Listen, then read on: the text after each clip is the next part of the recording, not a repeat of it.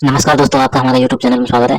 पशु परिचर के लिए हमने नई टेस्ट सीरीज चालू की है। 10 दिन में आप पशु परिचर की तैयारी कर सकते हैं। इसमें फर्स्ट रिवीजन द्वारा मॉडल पेपर तैयार किए गए हैं। आप मॉडल पेपर को जल्दी जल्दी एक या दो बार, तीन बार, जितनी बार हो सके फर्स्ट रिवीजन कीजिए और इसमें आप कम समय में अच्छी तैयारी कर पाएंगे। और आपने यदि अगर चैनल को सब्सक्राइब नहीं किया तो चैनल को सब्सक्राइब कर लीजिए, वीडियो को लाइक कीजिए, शेयर कीजिए। अब देखते हैं आज का हमारा अपना मॉडल पेपर। राज्य के कौन से जिले अंतर्राष्ट्रीय सीमा पर दक्षिण से उत्तर की ओर स्थित है? दोस्तों, दक्षिण से उत्तर की ओर स्थित है वो जिलों का क्रमशः है वो क्या है? देखिए, यहाँ पे दोस्तों सबसे अंतर्राष्ट्रीय सीमा की बात कर रहा है, ठीक है, यानी कि पाकिस्तान से लगने वाले जिलों का सही क्रम। देखिए, जालौर तो लगता है नहीं, ठीक है, और ये देखिए गंगानगर, ये दक्षिण में है नहीं, तो ये बचा अपना क्या, बाड़मेर। तो बाड़मेर, जैसलमेर, बीकानेर, अनूपगढ़ और गंगानगर, ये क्रम है, ये क्रम बिल्कुल सही है दोस्तों। यहाँ पे बी नंबर का ऑप्शन बिल्कुल सही उत्तर हो जाएगा। आगे देखिए, सेकंड नंबर का प्रश्न है, राजस्थान के उस भौतिक स्वरूप का नाम क्या है जो थार के रेगिस्तान को चंबल की घाटी से अलग करता है? बताइए दोस्तों, यहाँ पर उस भौतिक स्वरूप का नाम क्या है जो थार के रेगिस्तान को चंबल की घाटी से अलग करता है? तो दोस्तों एक ही करता है, वो करता है अरावली पर्वत श्रेणी। यहाँ पर डी नंबर का जो ऑप्शन है वो उसका बिल्कुल सही उत्तर हो जाएगा। आगे देखिए, 3 नंबर का प्रश्न है, राजस्थान में मालपुरा करौली का मैदान किस नदी बेसिन का भाग है? राजस्थान में मालपुरा करौली का मैदान है किस नदी बेसिन का भाग है? इसका सही उत्तर हो जाएगा वो है बनास बेसिन का। यहाँ पर सी नंबर का जो ऑप्शन है वो इसका बिल्कुल सही उत्तर हो जाएगा। 4 नंबर का प्रश्न है, इसमें देखिए, भारत में सबसे अधिक विस्तृत क्षेत्र कौन सा वन प्रकार है?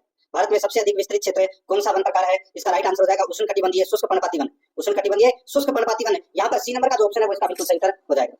5 नंबर का प्रश्न है, इसमें देखिए, जोड़ा बनाएं और दिए गए कूट में से सही उत्तर को चुनें। यहाँ पर दोस्तों देखिए, एक तरफ अभ्यारण्य दे रखा है, ठीक है, दूसरी तरफ है वो कौन सा अभ्यारण्य है, उसकी विशेषता क्या है वो दे रखा है। देखिए बताइए, पक्षी अभ्यारण्य इनमें से कौन सा है? सुमेलित करना है, तो दोस्तों पक्षी अभ्यारण्य केवलादेव कान्हा है, ठीक है। और बाघ परियोजना अभ्यारण्य कौन सा है? तो दोस्तों वो है रणथंभौर अभ्यारण्य। और काला हिरण कौन से अभ्यारण्य में है? तो दोस्तों ये ताल छापर में है। तो यहाँ पर इस प्रश्न का जो राइट आंसर हो जाएगा वो हो जाएगा दोस्तों बीसीए। बीसीए इसका राइट आंसर हो जाएगा, यानी कि अपना डी नंबर का ऑप्शन बिल्कुल सही उत्तर इसमें हो जाएगा। आगे देखिए, 6 नंबर का प्रश्न है, जून जुलाई माह में कौन से जिले में सर्वाधिक धूल भरी आंधियां चलती है? दोस्तों, जून जुलाई के महीने में कौन से जिले में सर्वाधिक धूल भरी आंधियां चलती है? राइट आंसर हो जाएगा गंगानगर। डी नंबर ऑप्शन इसका बिल्कुल सही उत्तर इसमें हो जाएगा। आगे देखिए, 7 नंबर का प्रश्न है, पश्चिमी राजस्थान में न्यून वर्षा के लिए उत्तरदायी मूल अंशदायी कारण क्या है? दोस्तों, पश्चिमी राजस्थान में न्यून यानी कि कम वर्षा का उत्तरदायी जो कारण है वो कौन सा है? दोस्तों, इसका जो मुख्य कारण है वो है अरावली पर्वतमाला श्रेणी की अवस्थिति। यहाँ पर डी नंबर का ऑप्शन बिल्कुल सही उत्तर हो जाएगा, ये आपको इसमें याद रखना है, ठीक है।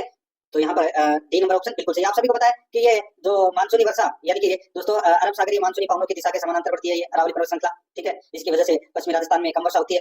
यहाँ पर अपना इसमें राइट आंसर क्या हो जाएगा? डी नंबर ऑप्शन बिल्कुल सही। 8 नंबर का प्रश्न है, सुमेलित कीजिए, एक तरफ नदी है दूसरी तरफ सहायक नदी। देखिए दोस्तों, लूणी, लूणी की सहायक नदी कौन सी है?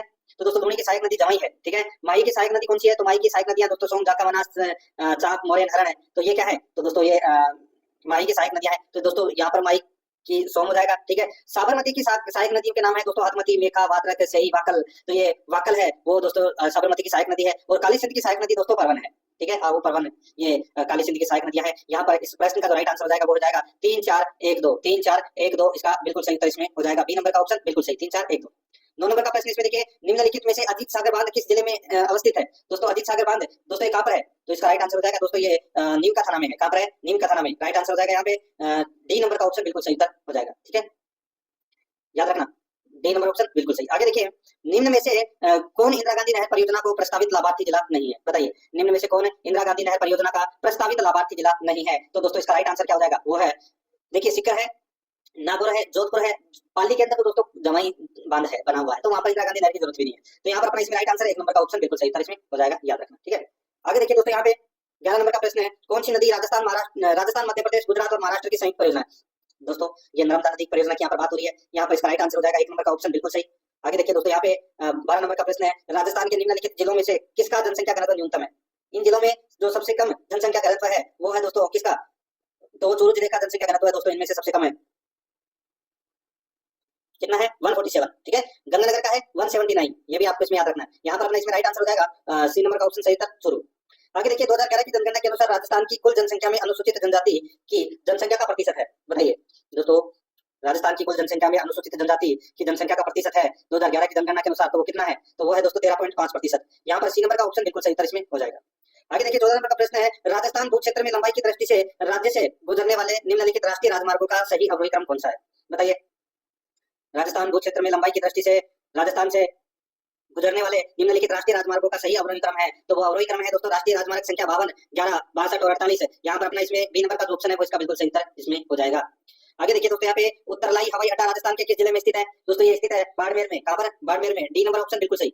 नेक्स्ट है, निम्न में से राजस्थान के किस जिले में सबसे ज्यादा गेहूं उगाया जाता है? तो सबसे ज्यादा गेहूं है वो दोस्तों श्री गंगानगर में उगाया जाता है। बी नंबर का ऑप्शन बिल्कुल सही उत्तर हो जाएगा। इसी कारण गंगानगर को अनाज का भंडार भी कहते हैं। ठीक है, आगे देखिए दोस्तों, यहाँ पे सुमेलित करना है, एक तरफ है खनिज, दूसरी तरफ है क्षेत्र।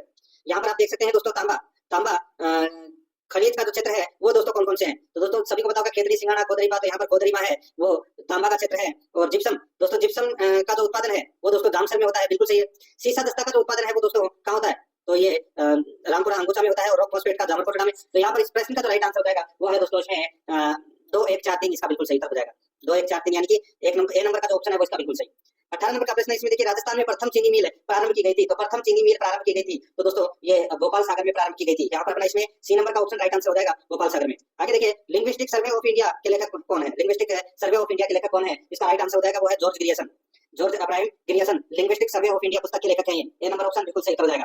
आगे देखिए, 20 नंबर का प्रश्न है, राजस्थान का यह स्थान जो पहले विराटनगर के नाम से जाना जाता था, जहां पर पांडवों ने अज्ञातवास का 1 वर्ष बिताया था, आज किस नाम से जाना जाता है? तो दोस्तों सभी को पता होगा ये विराट के नाम से जाना जाता है। यहाँ पर बी नंबर का ऑप्शन बिल्कुल सही। आगे देखिए, राजस्थान स्कूल ऑफ आर्ट्स की स्थापना किसने की? तो दोस्तों ये स्थापना है, ये सवाई महाराजा सवाई राम सिंह सेकंड ने राजस्थान स्कूल ऑफ आर्ट्स की स्थापना की। यहाँ पर बी नंबर का ऑप्शन बिल्कुल सही उत्तर इसमें हो जाएगा। ठीक है, आगे देखिए दोस्तों, यहाँ पे 22 नंबर का प्रश्न है, प्रतिहार शासक किसके शासनकाल में जैन ग्रंथ हरिवंश पुराण एवं कुवलयमाला की रचना हुई? बताइए, प्रतिहार शासक किसके शासनकाल में जैन ग्रंथ हरिवंश पुराण एवं कुवलयमाला की रचना हुई? तो इसका राइट आंसर हो जाएगा वो है वत्सराज। यहाँ पर ए नंबर का ऑप्शन बिल्कुल सही हो जाएगा, वत्सराज। 23 नंबर का प्रश्न इसमें देखिए, 1857 की क्रांति के दौरान जयपुर के पॉलिटिकल एजेंट कौन थे? तो दोस्तों जयपुर के पॉलिटिकल एजेंट कौन थे? तो दोस्तों वो थे विलियम ईडन। जयपुर के पॉलिटिकल एजेंट कौन थे? William Eden. कोटा के कौन थे? कोटा के मेजर बटन थे। ठीक है, कोटा के मेजर बटन थे। कैप्टन सोवर्स थे, ये मेवाड़ के थे। ठीक है, ये आपको इसमें याद रखना है। और कैप्टन मोकमेसन थे, ये मारवाड़ के थे। कहाँ के थे? मारवाड़ के। ठीक है, और ये जो मॉरिसन है ये सिरोही के पॉलिटिकल एजेंट थे दोस्तों, सॉरी भरतपुर के पॉलिटिकल एजेंट थे। कहाँ के थे? भरतपुर के।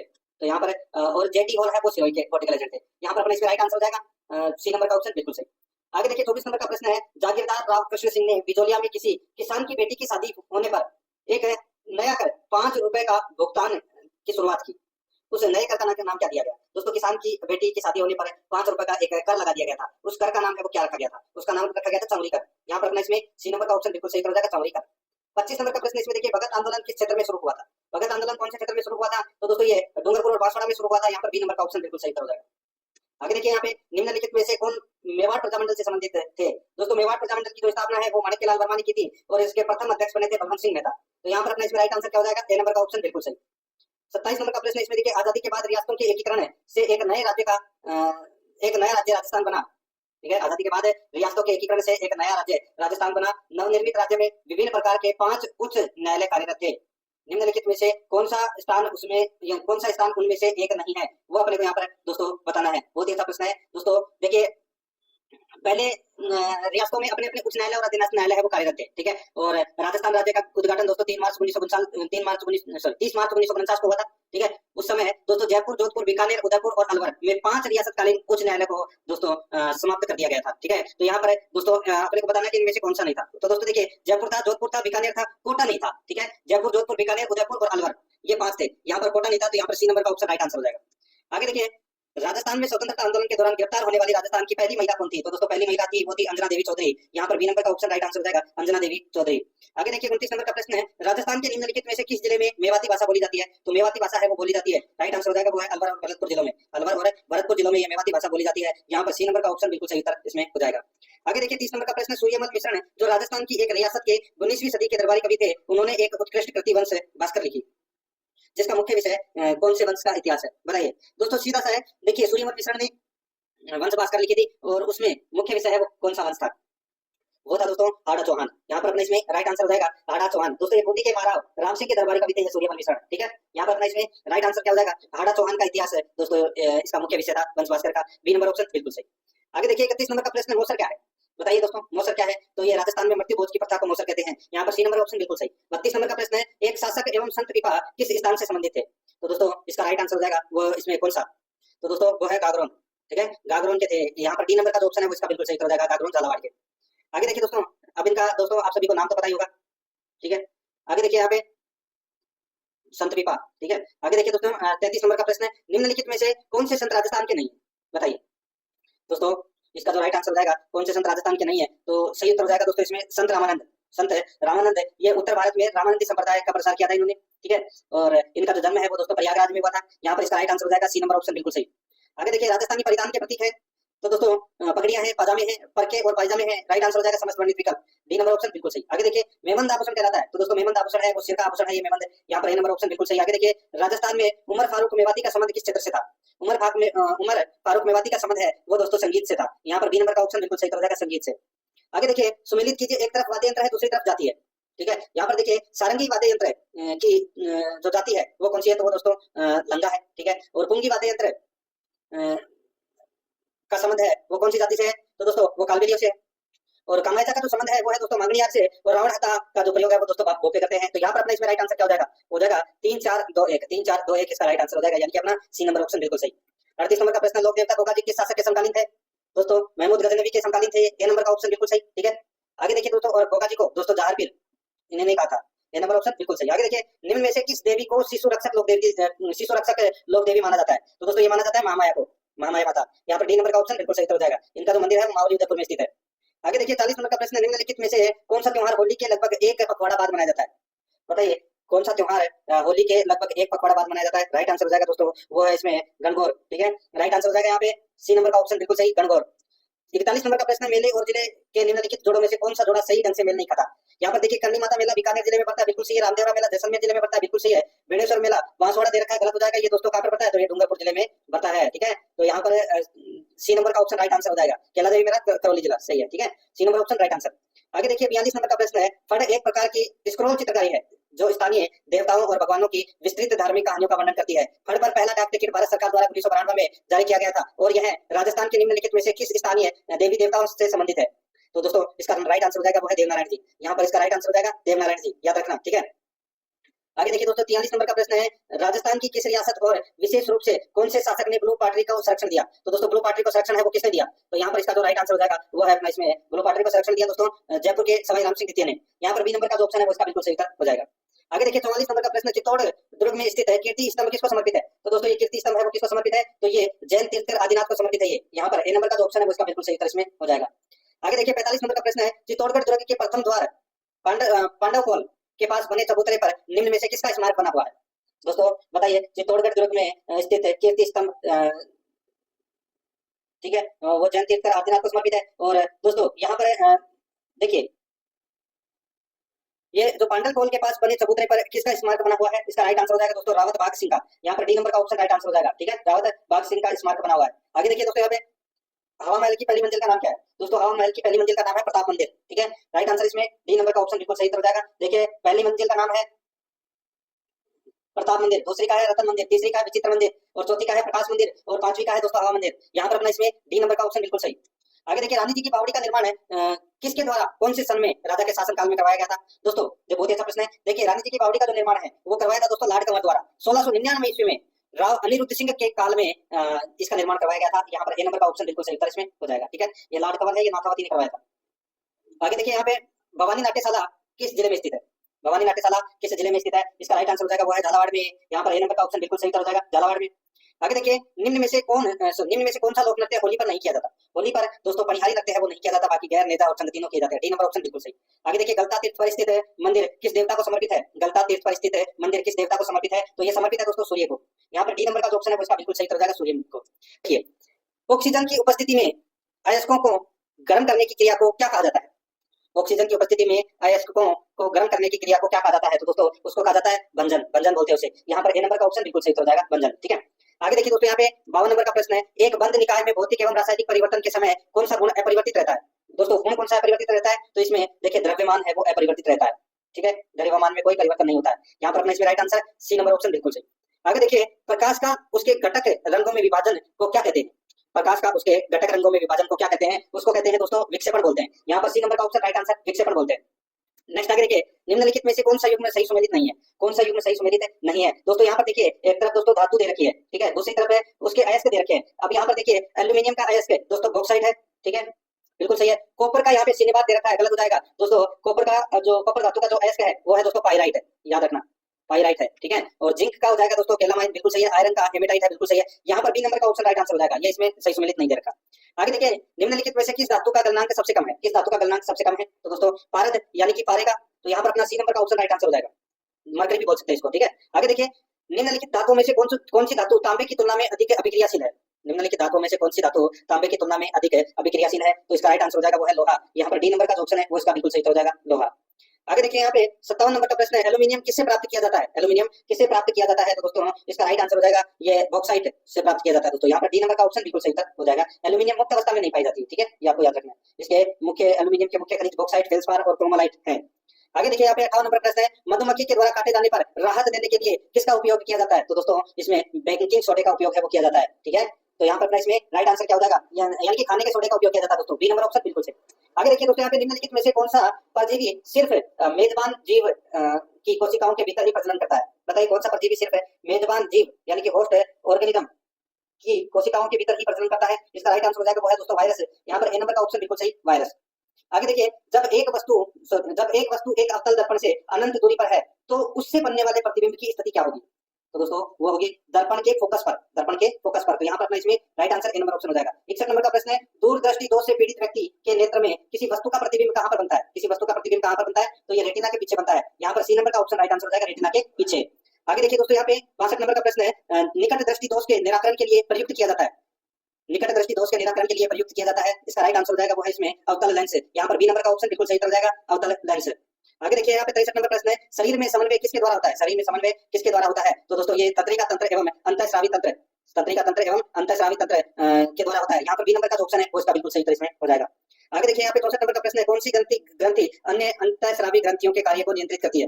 कौन सी ग्रंथि अन्य अंतःस्रावी ग्रंथियों के कार्य को नियंत्रित करती है? इसका राइट आंसर हो जाएगा वो है पीयूष ग्रंथि। यहाँ पर सी नंबर का ऑप्शन राइट आंसर हो जाएगा। पीयूष ग्रंथि एक अंतःस्रावी ग्रंथि है जो मस्तिष्क के आधार तक पर स्थित होती है, ठीक है, और इसे मास्टर ग्रंथि भी कहते हैं। यहाँ पर सी नंबर ऑप्शन बिल्कुल सही। आगे देखिए दोस्तों, यहाँ पे देखिए, एलिफेंटियासिस यानी कि हाथी पांव जिसमें संपूर्ण अंग विकृत हो जाती है, निम्न के द्वारा होता है? तो दोस्तों ये होता है वुचेरेरिया। यहाँ पर सी नंबर का ऑप्शन राइट आंसर हो जाएगा, वुचेरेरिया।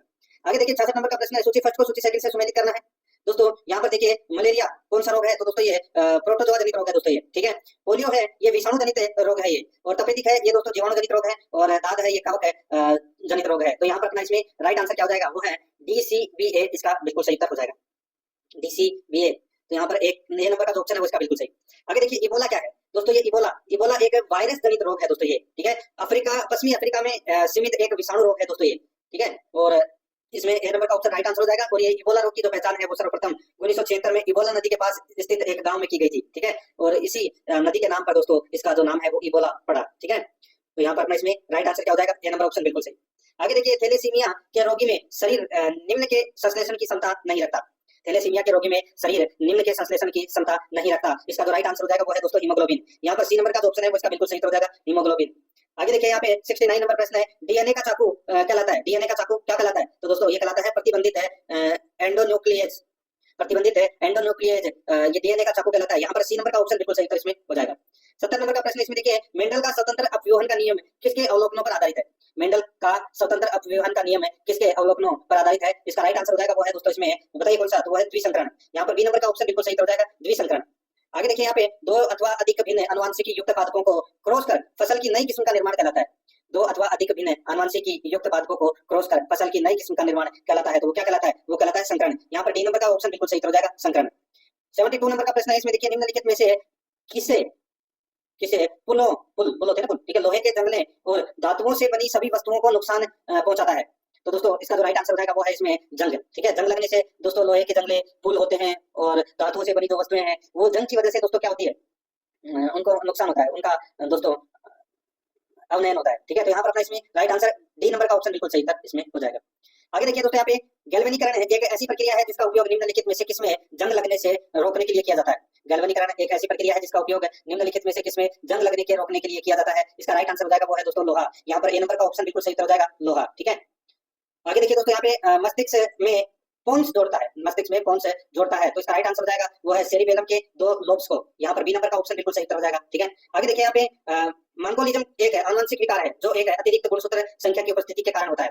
मंगोलिज्म एक आनुवंशिक विकार है जो एक अतिरिक्त गुणसूत्र संख्या की उपस्थिति के कारण होता है। इसका राइट आंसर हो जाएगा वो है दोस्तों 21। यहाँ पर बी नंबर का ऑप्शन बिल्कुल सही हो जाएगा, एक अतिरिक्त गुणसूत्र संख्या 21 की उपस्थिति के कारण होती है, बी नंबर ऑप्शन बिल्कुल सही। आगे देखिए, हाल ही में किसने NPS वात्सल्य योजना को लॉन्च किया?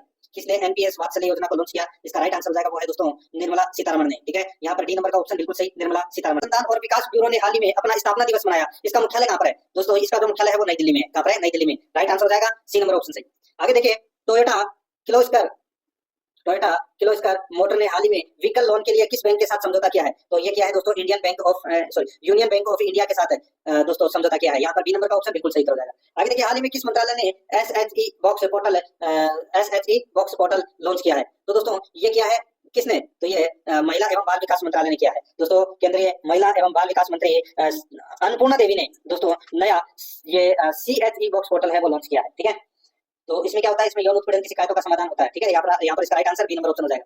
आगे देखिए, इंदिरा महिला शक्ति उड़ान योजना संबंधित है। तो दोस्तों ये योजना संबंधित है किससे? तो ये प्रजनन आयु की लड़कियों और महिलाओं को मुफ्त सैनिटरी नैपकिन का वितरण से संबंधित है, ये इंदिरा महिला शक्ति उड़ान योजना। यहाँ पर ए नंबर का ऑप्शन बिल्कुल सही हो जाएगा। आगे देखिए, अंडर 20 सेफ फुटबॉल चैंपियनशिप का खिताब किसने जीता? अंडर 20 सेफ फुटबॉल चैंपियनशिप का खिताब किसने जीता? तो दोस्तों ये जीता किसने? तो ये बांग्लादेश ने जीता। बी नंबर का ऑप्शन बिल्कुल सही हो जाएगा। आगे देखिए, 82 नंबर का प्रश्न है, भारतीय राष्ट्रीय चेस चैंपियनशिप का टाइटल किसने जीता? भारतीय राष्ट्रीय चेस चैंपियनशिप का टाइटल किसने जीता? तो ये जीता दोस्तों कार्तिक वेंकटरमन ने। यहाँ पर सी नंबर का ऑप्शन बिल्कुल सही हो जाएगा। आगे देखिए, टॉप गन कप में पुरुषों की 10 मीटर एयर पिस्टल स्पर्धा में स्वर्ण पदक किस भारतीय ने जीता? टॉप गन कप में पुरुषों की 10 मीटर एयर पिस्टल स्पर्धा में स्वर्ण पदक किस भारतीय ने जीता? इसका राइट आंसर हो जाएगा अनमोल जैन ने। यहाँ पर बी नंबर का ऑप्शन बिल्कुल सही, अनमोल जैन ने। आगे देखिए, हाल ही में सशस्त्र सीमा बल का महानिदेशक नियुक्त किया गया है। तो किसे नियुक्त किया गया है? तो दोस्तों ये अमृत मोहन प्रसाद को नियुक्त किया गया है। यहाँ पर डी नंबर का ऑप्शन बिल्कुल सही हो जाएगा दोस्तों, अमृत मोहन प्रसाद को। आगे देखिए, यहाँ पे किस केंद्रीय मंत्री ने विशेष स्वच्छता अभियान 4.0 से जुड़े एक वेब पोर्टल को लॉन्च किया है? तो दोस्तों इसका राइट आंसर हो जाएगा वो है इसमें डॉक्टर जितेंद्र सिंह। यहाँ पर सी नंबर का जो ऑप्शन है वो इसका बिल्कुल सही हो जाएगा, डॉक्टर जितेंद्र सिंह। ठीक है, अब अपन मैथ के प्रश्न है वो थोड़े से पढ़ लेते हैं। देखिए, दो लड़कों की आयु का अनुपात 5:6 है। ठीक है, 2 वर्ष पश्चात उनकी आयु का अनुपात 7:8 हो जाएगा। ठीक है, 10 वर्ष पश्चात उनकी आयु का अनुपात कितना होगा? दोस्तों यहाँ पर देखिए 5 अनुपात है वो 6 दे रखा है। ठीक है, 2 वर्ष पश्चात उनकी आयु का अनुपात कितना हो जाएगा? 7:8। अब ये तो दोस्तों इन्हीं में जोड़ दीजिए, दो इनमें आप 2 जोड़ोगे, 5 में 2 जोड़ोगे तो 7 और 6 में 2 जोड़ोगे तो 8 हो जाएगा। तो ये 7:8 है वो हो रहा है कि नहीं हो रहा? ठीक है, 2 वर्ष पश्चात की बात कर रहे हैं यहाँ पे। 10 वर्ष पश्चात उनकी आयु का अनुपात कितना होगा? तो दोस्तों इसमें 10 जोड़ दीजिए भाई, ये हो गया 17 का और ये हो गया दोस्तों 18 का। ठीक है, यहाँ पर अपने इसमें राइट आंसर क्या हो जाएगा? 17-18 मत कर देना, यही तो गलती हो जाएगी दोस्तों। यहाँ पे देखिए 2 वर्ष पश्चात उनकी आयु का अनुपात 7:8 होगा। 10 वर्ष पश्चात, तो ये 10 वर्ष है वो पहले वाली का है। तो दोस्तों यहाँ पे 15 में आप 10 जोड़िए तो ये हो जाएगा 15 और ये हो जाएगा दोस्तों 16। तो 15:16 है वो इसका राइट आंसर हो जाएगा। ठीक है, तो यहाँ पे 15:16 इसका right answer, D number option बिल्कुल सही। आगे देखिए, तीन संख्याएं चौथी संख्या का क्रमशः 120%, 125% और 135% है। ज्ञात कीजिए कि दूसरी संख्या पहली संख्या का कितना प्रतिशत अधिक है? दोस्तों यहाँ पर देखिए 3 संख्याएं हैं। ठीक है, चौथी संख्या का क्रमशः दोस्तों, चौथी संख्या का क्रमशः मान लिया कि अपन चौथी संख्या है वो कितनी है? 100 है। ठीक है, चौथी संख्या अपन ने मान ली 100 है, क्रमशः 120%, यानी कि दोस्तों पहली संख्या है वो 120% है पहली संख्या की, ये दोस्तों चौथी संख्या है। ठीक है, चौथी संख्या अपन ने दोस्तों यहाँ पर मान ली कितनी? 100। तो 100 का 120% कितना होता है? तो दोस्तों ये होता है 120। तो यानी कि पहली जो संख्या होगी वो 120 होगी, दूसरी होगी दोस्तों 125% है। 100 का 125% कितना होता है? 125। ठीक है, और तीसरी संख्या है वो 135% है। तो 100 का 135% कितना होगा? तो 135। अब दोस्तों यहाँ पर देखिए क्या पूछा गया है कि दूसरी संख्या पहली संख्या का कितना प्रतिशत अधिक है? तो दोस्तों दूसरी और पहली संख्या में अंतर है वो कितने का आ रहा है? तो दोस्तों 5 का आ रहा है। कितने का? 5 का अंतर आ रहा है। ठीक है, 120 और 125 में अंतर कितने का है? 5 का। तो दोस्तों यहाँ पर देखिए 105/120 इंटू 100 करोगे तो दोस्तों कितना आएगा बताइए? तो 50 में 12 का भाग दोगे तो कितना आएगा? 12 चौक 48, यानी कि दोस्तों यहाँ पे 1/6। ठीक है, 4 सही 1/6 अपना इसमें राइट आंसर हो जाएगा, यानी कि डी नंबर का ऑप्शन बिल्कुल सही। तो इसमें हो जाएगा 4 सही 1/6%।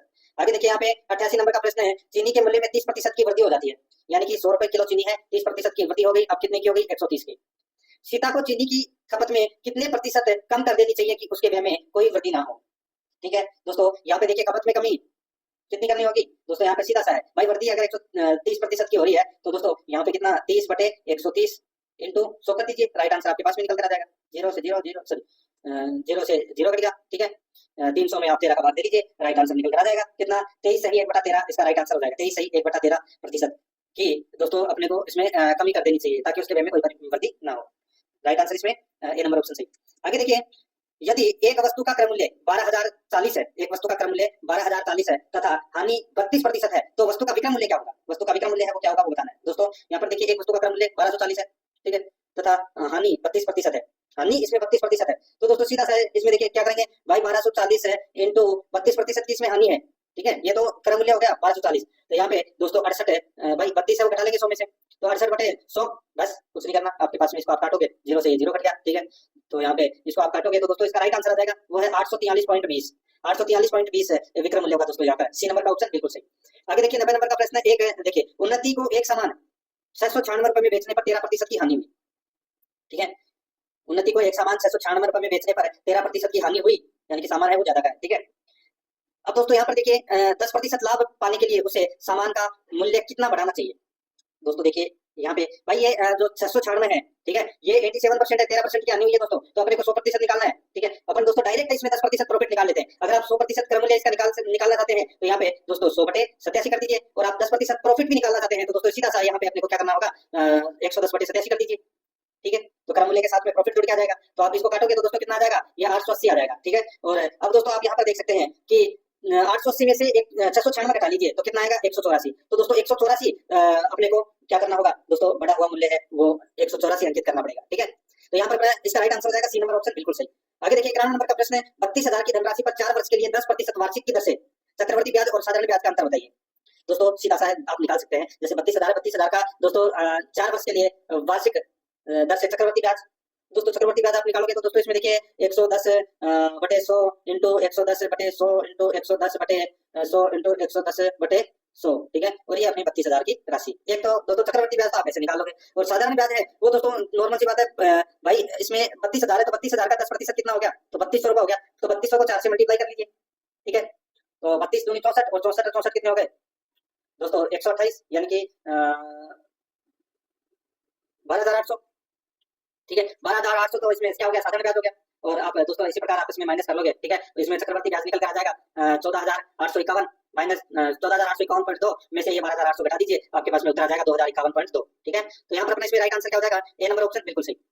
92 नंबर का प्रश्न, इसमें देखिए एक धनराशि चक्रवर्ती ब्याज से 5 वर्ष में 2 गुनी हो जाती है, यह 8 गुनी होगी, तो दोस्तों ये 8 गुनी है वो कब होगी, तो दोस्तों ये 8 गुनी है ये 15 वर्ष में होगी दोस्तों। ठीक है, 15 वर्ष में। देखिए कोई धनराशि है जैसे 5 वर्ष में ये क्या हो रही है, 2 गुनी हो रही है। ठीक है, तो 10 वर्ष में कितनी होगी, तो ये 4 गुना। ठीक है, और 15 वर्ष में कितनी होगी, तो ये 8 गुना होगी। ठीक है, यहाँ पर अपना इसमें राइट आंसर क्या हो जाएगा, सी नंबर ऑप्शन सही।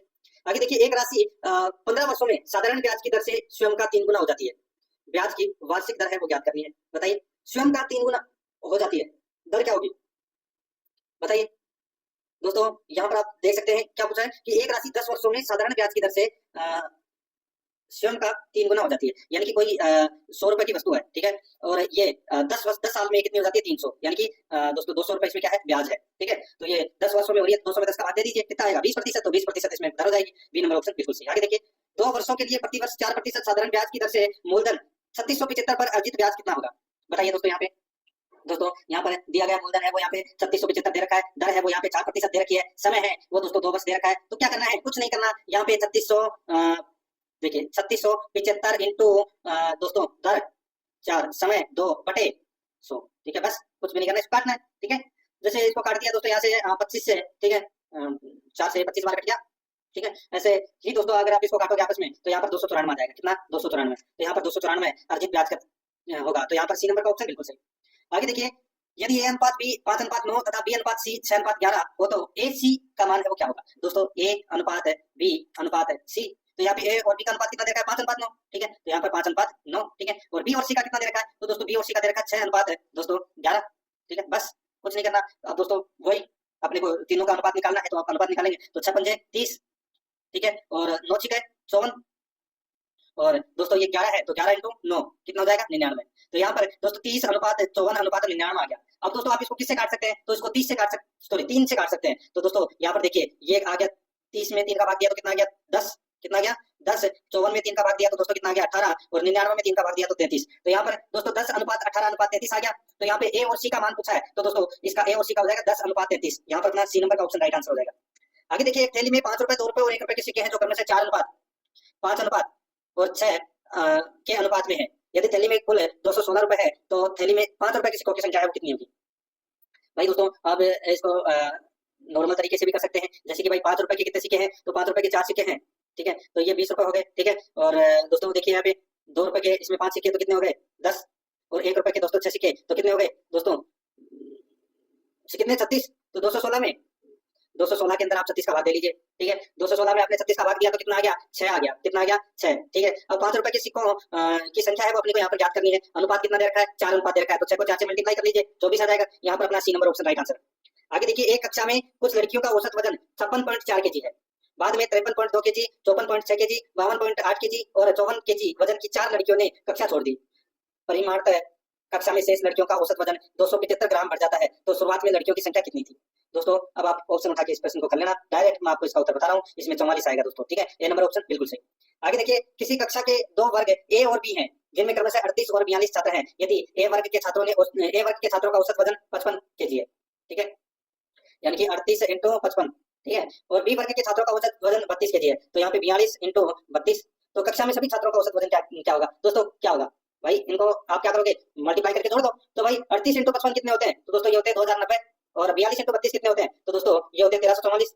तो इनको जोड़ लीजिए आपस में, इनको आप 2090 प्लस 1344 करोगे तो दोस्तों कितना आ जाएगा? तो ये आ जाएगा दोस्तों यहाँ पे 3434, ठीक है, 3434 में 38 और 42 कितने होते हैं? 80, तो 3434 में 80 का भाग दे लीजिए, राइट आंसर आपके पास निकल कर आ जाएगा 42.925 केजी, ठीक है, यहाँ पर डी नंबर का ऑप्शन बिल्कुल सही हो जाएगा। आगे देखिए, 99 नंबर प्रश्न है, वह बड़ी से बड़ी संख्या बताइए जिसमें 128, 303 और 247 को विभाजित करने पर क्रमशः 4, 7 और 19 शेष बचता हो। दोस्तों अब आप यहाँ पर देखिए, 128 में से दोस्तों आप 4 गए तो कितने बचे? 124 बचे, ठीक है, 303 में से 7 गए तो कितने बचे? 296 बचे, और 247 में से 19 गए तो दोस्तों कितने बचे? तो दोस्तों ये बचे 228, ठीक है। तो 124, 296 और 228 का दोस्तों में से है वो अपने को यहाँ पर निकालना है, तो यहाँ पे में से दोस्तों इसमें निकलेगा 4, ठीक है, और वह बड़ी से बड़ी संख्या 4 होगी, राइट आंसर हो जाएगा यहाँ पे डी नंबर का ऑप्शन बिल्कुल सही। देखिए 4 का भाग सभी में जा, ठीक है। आगे देखिए 100 नंबर का प्रश्न है, इसमें देखिए 15/4, 10/3 और 35/6 का मैसअप है, ज्ञात कीजिए। दोस्तों यहाँ पे देखिए 15, 10 और 35 का मैसअप है, दोस्तों कितना हो जाएगा भाई? तीनों में भाग किसका जा रहा है? 5 का जा रहा है, बिल्कुल सही है। और यहाँ पे 4, 3 और 6, दोस्तों इनका भाग किस में जा रहा है? तो 4, जिसमें 4 का भी भाग जाए, 3 का भी जाए और 6 का भी जाए, तो दोस्तों ये 12 में इन सभी का चला जाएगा, तो यहाँ पे 5/12 इसका राइट आंसर हो जाएगा, इसमें डी नंबर का ऑप्शन बिल्कुल सही।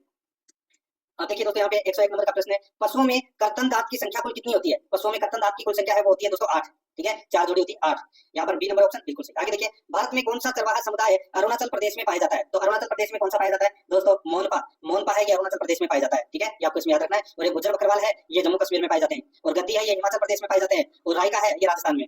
आगे देखिए 103 नंबर का प्रश्न है, 4 सप्ताह की उम्र के चूजों को पालना कहलाता है, तो वो क्या कहलाता है? 4 सप्ताह के उम्र के चूजों को पालना क्या कहलाता है? वो कहलाता है दोस्तों ब्रूडिंग, ब्रूडिंग बोलते हैं उसे, यहाँ पर ए नंबर ऑप्शन बिल्कुल सही। आगे देखिए, मुर्रा नस्ल जो हरियाणा में काला सोना के नाम से जानी जाती है, बताइए तो कौन किसकी नस्ल है? ये तो ये भैंस की नस्ल है, यहाँ पर बी नंबर ऑप्शन बिल्कुल सही। आगे देखिए 105 नंबर का प्रश्न है, निम्न में से किसका कण आकार दूध में सबसे बड़ा होता है? निम्न में से किसका कण आकार दूध में सबसे बड़ा होता है? तो ये होता है दोस्तों वसा, ग्लोब्यूल, तो यहाँ पर डी नंबर का ऑप्शन बिल्कुल सही हो जाएगा। 106 नंबर का प्रश्न इसमें देखिए, शुद्ध रक्त का कौन सी शिरा परिवहन करती है? शुद्ध रक्त का कौन सी शिरा परिवहन करती है? इसका राइट आंसर हो जाएगा वो है पल्मोनरी वेन, पल्मोनरी वेन, तो यहाँ पर बी नंबर का ऑप्शन बिल्कुल सही हो जाएगा। आगे देखिए, भारत के किस क्षेत्र में आपको लुप्तप्राय पहाड़ी बकरी की प्रजाति नीलगिरी तहर मिलेगी? भारत के किस क्षेत्र में आपको लुप्तप्राय पहाड़ी बकरी की प्रजाति नीलगिरी तहर मिलेगी? इसका राइट आंसर क्या हो जाएगा? वो है दोस्तों इसमें पश्चिमी घाट, यहाँ पर बी नंबर का ऑप्शन बिल्कुल सही, पश्चिमी घाट। 108 नंबर का प्रश्न है, गर्बर टेस्ट का उपयोग किया जाता है। गर्बर टेस्ट का उपयोग है वो किस लिए किया जाता है? तो दोस्तों दूध में वसा का प्रतिशत ज्ञात करने के लिए गर्बर टेस्ट का प्रयोग है वो किया जाता है, यहाँ पर बी नंबर ऑप्शन बिल्कुल सही हो जाएगा। आगे देखिए दोस्तों, यहाँ पे गलघोटू रोग है, तो ये कौन सा रोग है? ये दोस्तों जीवाणु जनित रोग है, यहाँ पर ए नंबर का ऑप्शन राइट आंसर हो जाएगा, जीवाणु जनित। आगे देखिए, दूध से क्रीम को किस विधि द्वारा पृथक किया जाता है? तो दोस्तों ये किया जाता है अपकेंद्रीय विधि द्वारा पृथक किया जाता है, यहाँ पर ए नंबर का ऑप्शन राइट आंसर हो जाएगा। नेक्स्ट आगे देखिए, पशुओं में होने वाले पशु माता रोग के मुख्य लक्षण है। पशुओं में होने वाले पशु माता रोग के मुख्य लक्षण है, तो वो लक्षण दोस्तों शरीर का ताप बढ़ना, आंख एवं नाक से पानी बहना, गोबर पर पतला एवं रक्त के साथ आना, तो यहाँ पर इसका राइट आंसर हो जाएगा उपरोक्त सभी, डी नंबर का ऑप्शन बिल्कुल सही, उपरोक्त सभी। आगे देखिए, भारतीय जंगली गधा अभ्यारण्य भारत के किस राज्य में स्थित है जो अपने अर्धशुष्क आवास के लिए जाना जाता है? भारतीय जंगली गधा अभ्यारण्य भारत के किस राज्य में स्थित है जो अपने अर्धशुष्क आवास के लिए जाना जाता है? इसका जो राइट आंसर हो जाएगा वो है दोस्तों इसमें गुजरात में, यहाँ पर बी नंबर का ऑप्शन बिल्कुल सही, गुजरात में। आगे देखिए, दुग्ध शर्करा भी कहा जाता है, किसको दोस्तों? दुग्ध शर्करा, तो दोस्तों ये लैक्टोज को दुग्ध शर्करा के नाम से भी जाना जाता है, इसका राइट आंसर हो जाएगा डी नंबर ऑप्शन बिल्कुल सही। आगे देखिए, पशुओं में क्लोस्ट्रीडियम सोवियाई नामक जीवाणु के संक्रमण से कौन सा रोग फैलता है? पशुओं में क्लोस्ट्रीडियम सोवियाई नामक जीवाणु के संक्रमण से कौन सा रोग फैलता है? तो दोस्तों इसमें जहरवाद रोग फैलता है, यहाँ पर डी नंबर का ऑप्शन बिल्कुल सही हो जाएगा। 115 नंबर का प्रश्न इसमें देखिए, निम्न में से प्रयोजनीय गाय है, निम्न में से प्रयोजनीय गाय है तो वो कौन सी है? तो दोस्तों थारपारकर, कांकरेज, हरियाणा, इसका राइट आंसर हो जाएगा उपरोक्त सभी, डी नंबर का ऑप्शन बिल्कुल सही हो जाएगा। 116 नंबर का प्रश्न है, दुग्धशाला में बर्तनों की सफाई हेतु प्रयुक्त अम्ल शोधक है। दुग्धशाला में बर्तनों की सफाई हेतु प्रयुक्त अम्ल शोधक है, तो इसका राइट आंसर हो जाएगा वो है टार्ट्रिक अम्ल, ग्लूकोनिक, फास्फोरिक, तो यहाँ पर इसका राइट आंसर हो जाएगा उपरोक्त सभी, डी नंबर का ऑप्शन बिल्कुल सही हो जाएगा। 117 नंबर का प्रश्न है, बॉयलर को अन्य किस नाम से जाना जाता है? दोस्तों बॉयलर को टेबल बर्ड के नाम से जाना जाता है, यहाँ पर ए नंबर ऑप्शन बिल्कुल सही हो जाएगा, टेबल बर्ड। आगे देखिए, किस पशु के दूध में प्रोटीन की मात्रा सर्वाधिक होती है? तो दोस्तों प्रोटीन की मात्रा सर्वाधिक है वो भेड़ के में होती है दोस्तों, ठीक है, राइट आंसर हो जाएगा यहाँ पे डी नंबर का ऑप्शन बिल्कुल सही इसमें हो जाएगा। इसमें प्रोटीन का प्रतिशत 5.5% रहता है, ठीक है, ये आपको इसमें याद रखना है। आगे देखिए दोस्तों यहाँ पे निम्न में से कौन सी भेड़ की नस्ल चोकला तथा रेम्बुले मेरिनो के संकरण से विकसित की गई है? बताइए कौन से भेड़ की नस्ल है वो चोकला और रेम्बुले मेरिनो के संकरण से विकसित की गई है? तो वो नस्ल है दोस्तों देखिए एविवस्त, एविवस्त, ठीक है। यहाँ पर ए नंबर का जो ऑप्शन है वो इसका राइट आंसर इसमें हो जाएगा, ठीक है, एविवस्त। तो यहाँ पर अपना इसमें सही उत्तर क्या हो जाएगा? तो दोस्तों ए नंबर का जो ऑप्शन है वो इसका बिल्कुल सही उत्तर इसमें हो जाएगा, एविवस्त। नेक्स्ट आगे देखिए यहाँ पे गाय की किस नस्ल के मादा का भार 380 से 450 किलो होता है? दोस्तों राइट आंसर हो जाएगा किस नस्ल की बात हो रही है यहाँ पे? ए नंबर ऑप्शन बिल्कुल सही। आगे देखिए एक सांड के वीर्य को कृत्रिम गर्भाधान हेतु रखना चाहिए, तो दोस्तों ये रखना चाहिए तरल नाइट्रोजन में। यहाँ पर इसमें सी नंबर का ऑप्शन बिल्कुल सही। आगे देखिए निम्नलिखित में से कौन पोल्ट्री फार्म प्रबंधन का एक महत्वपूर्ण घटक नहीं है? तो दोस्तों यहाँ पर देखिए पोल्ट्री फार्म प्रबंधन का महत्वपूर्ण घटक नहीं है, तो गंदी परिस्थितियां नहीं है। यहाँ पर ए नंबर का ऑप्शन राइट आंसर हो जाएगा। बाकी उचित वजन, फार्म की उचित परिस्थितियां, रोग मुक्त नस्ल बिल्कुल सही है। यहाँ पर ए नंबर ऑप्शन बिल्कुल राइट आंसर हो जाएगा इसमें। आगे देखिए भारत में कौन सा वन्यजीव अभयारण्य भारतीय बाइसन यानी कि गौर के निवास स्थान के रूप में प्रसिद्ध है? तो वो है दोस्तों पेरियार वन्यजीव अभयारण्य। डी नंबर का ऑप्शन राइट आंसर हो जाएगा। कहां पर है? केरल में है। नेक्स्ट आगे देखिए 124 नंबर प्रश्न है पशु की कोख को उठने एवं गिरने को गिनकर मापी जाती है। पशु की कोख को उठने एवं गिरने को गिनकर मापी जाती है, इसका राइट आंसर हो जाएगा वो है स्वसंदर। यहाँ पर ए नंबर का ऑप्शन बिल्कुल सही हो जाएगा, स्वसंदर। आगे देखिए बकरी के बालों से बनाई गई रस्सी कहलाती है, तो दोस्तों वो कहलाती है जटपट्टी, जटपट्टी कहते हैं उसे, ठीक है। और ये जसोल बाड़मेर की प्रसिद्ध है ये। यहाँ पर ए नंबर ऑप्शन बिल्कुल सही। आगे देखिए दुग्ध ज्वर का लक्षण है, दोस्तों दुग्ध ज्वर का लक्षण क्या है? मुंह में जागो का आना, पशु का लड़खड़ाकर चलना, थूथन का सूख जाना, इसका राइट आंसर हो जाएगा उपरोक्त सभी। डी नंबर ऑप्शन बिल्कुल सही। आगे देखिए गाय की थारपारकर नस्ल के दूध में वसा का प्रतिशत होता है, तो दोस्तों वसा का जो प्रतिशत होता है वो होता है 4.5%, 4.5%, ठीक है। गिर का सॉरी थारपारकर नस्ल का गिर का होता है 4.7, ठीक है। और जो गाय है रेड सिंधी उसमें वसा का प्रतिशत सर्वाधिक होता है 4.9%। तो यहाँ पर अपना इसमें right answer B number option हो जाएगा 4.5%। आगे देखिए पशुओं में यौन वृद्धि के माध्यम से औषधि किस दशा में दी जाती है? पशुओं में यौन वृद्धि के माध्यम से औषधि किस दशा में दी जाती है? इसका राइट आंसर हो जाएगा वो है दोस्तों जननेंद्रिय रोग में। यहाँ पर सी नंबर का ऑप्शन राइट आंसर हो जाएगा। आगे देखिए निम्न में से पशुओं में होने वाला अनुवांशिक रोग है, तो पशुओं में होने वाला अनुवांशिक रोग कौन सा है? तो वो है हीमोफीलिया। यहाँ पर सी नंबर का ऑप्शन राइट आंसर हो जाएगा, हीमोफीलिया।